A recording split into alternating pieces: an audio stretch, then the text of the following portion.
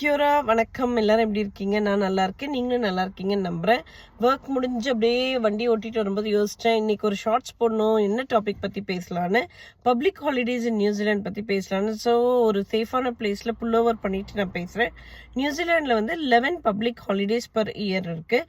இதை தவிர்த்து நீங்கள் எந்த சிட்டியில் இருக்கீங்களோ அந்த சிட்டியோட ஆனிவர்சரி, ஆக்லாண்டில் இருந்தால் ஆக்லாண்ட் ஆனிவர்சரி, நெல்சனில் இருந்தால் நெல்சன் ஆனிவர்சரி, இப்படி ஒரு பப்ளிக் ஹாலிடே உண்டு. ஸோ டோட்டலாக வந்து ஒரு வருஷத்தில் வந்து 12 பப்ளிக் ஹாலிடேஸ் உண்டு.